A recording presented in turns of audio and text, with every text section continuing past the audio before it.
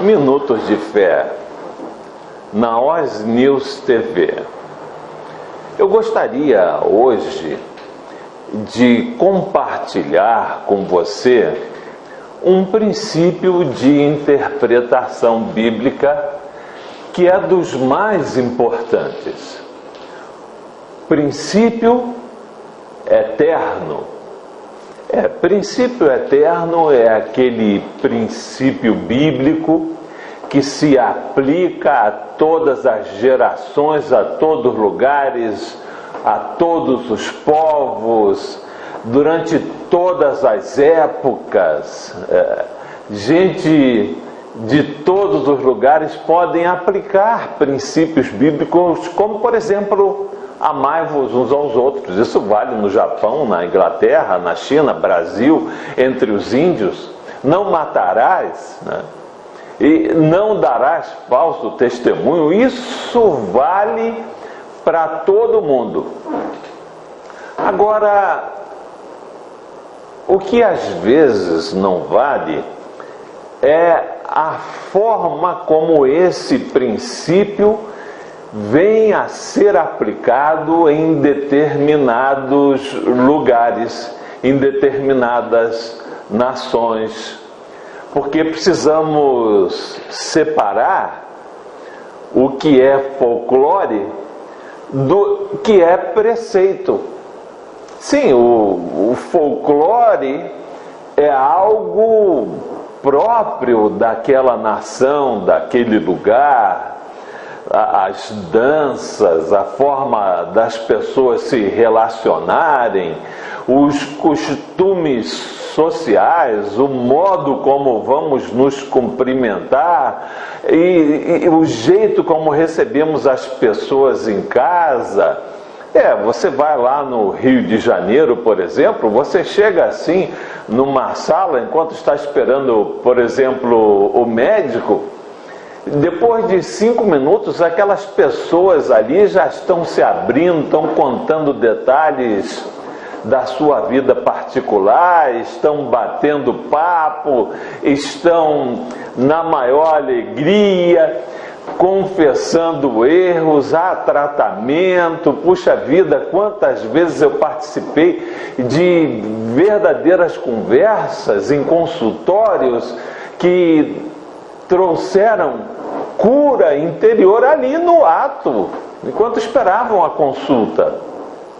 Alguns pacientes até cederam a sua vez. Vai você primeiro que o papo aqui está muito bom, está me ajudando bastante. Só que depois aquilo ali, aquele entusiasmo do carioca, né? Eu sou carioca, e todo mundo se abraça e se beija, já se cumprimenta como se conhecesse há séculos, e tudo legal. Gente, nós precisamos nos ver outra vez. Gente, uma grande amizade pode nascer daqui, e já pega o endereço, o telefone, o Facebook, o Twitter, e etc, e depois disso nunca mais a gente se vê. O que nós vamos fazer? Vamos condenar o carioca porque ele é tão entusiasta assim na hora da conversa e tudo mais, e depois aquela amizade não se firma, não tem prosseguimento, não vai adiante, né? Não queima o coração? O que nós vamos fazer? Não, nós vamos embutir nisso um princípio bíblico da fidelidade que é eterno. Agora, a forma como as pessoas se cumprimentam e se veem, e se beijam e se abraçam, isso aí nós não podemos interferir. O costume do povo, vamos inserir aí a fidelidade, o compromisso, o amor, e princípios bíblicos de amizade duradoura. Só aperfeiçoar a cultura e não mudá-la colocar ali elementos novos. Isso vale para todos os lugares, e talvez alguns missionários nossos vão para o campo sem terem levado esse tipo de conceito, sem levar consigo esse tipo de conceito, e chegam lá e a sua tentativa de mudar meios e jeitos, isso pode criar um choque cultural. Veja, eu me converti no Rio de Janeiro, um calor de 40 graus.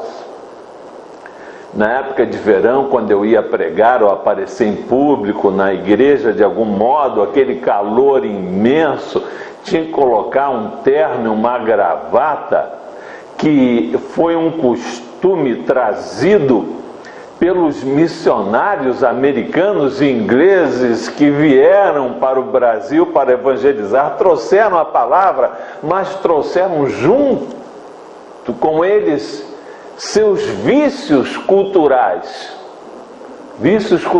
criados em terras muito mais frias.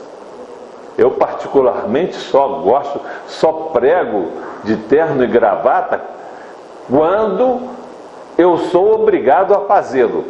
Quando eu vou para um lugar onde o uso, o costume é pregar dessa maneira, não vai ser por causa de um terno, de uma gravata, que eu vou querer criar um choque, uma contenda cultural ali com aquela comunidade, com aquela igreja. Me submeto que é uma coisa muito superior ao terno, à gravata, ao costume, que é a palavra, o princípio bíblico que vai ser pregado, que vai ser compartilhado ali. Hoje mesmo, no meio evangélico, estão surgindo as famosas sinagogas messiânicas. Muitas delas têm essa dificuldade de separar o que é folclórico, o folclore judeu, de preceitos eternos, princípios bíblicos, e aí acabam transformando seus costumes em princípios.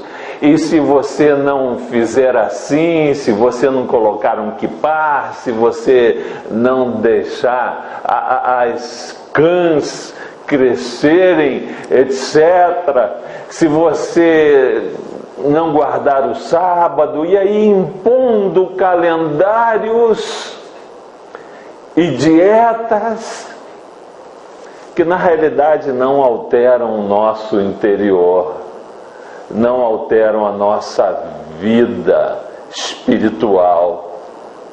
Eu preciso é crescer. Se essas coisas, se esses costumes me trouxessem uma dose maior de longanimidade, de amor, de misericórdia, de compaixão, eu entrava de boca nisso aí, meu Deus do céu, enfiava a cara mesmo. Mas não estou convencido de que mudaram meu calendário, festas, luas novas. Olha, ninguém vos avalie. Lá em Colossenses, Paulo fala, tinha gente que fica avaliando as pessoas pela adoção desses costumes, destas regras, luas novas, sábados, comida por causa de bebida. Que conversa! Que conversa!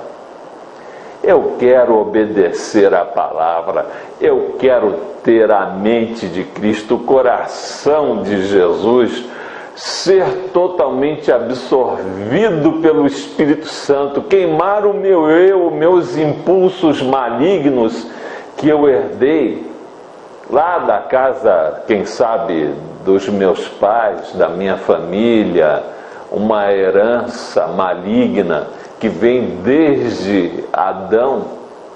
Eu quero me livrar disso, mas eu sei que se eu jogar aquela picanha fora, aquela gordurinha da picanha fora, no lixo. Ah, meu Deus do céu, eu vou deixar de comer aquela delícia e ainda por cima vou continuar agressivo, impaciente, do mesmo jeito, desobediente à palavra.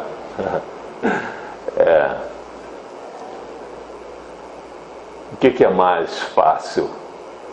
Obedecer ou sacrificar? É isso que a palavra pergunta e quer que você obedeça ao Senhor Jesus. Senhor, nos dá isto, Senhor. Esses princípios queremos escrevê-los com letras de fogo que nunca mais irão se apagar. Porque nós pedimos em nome de Jesus. Amém e amém. Deus te abençoe.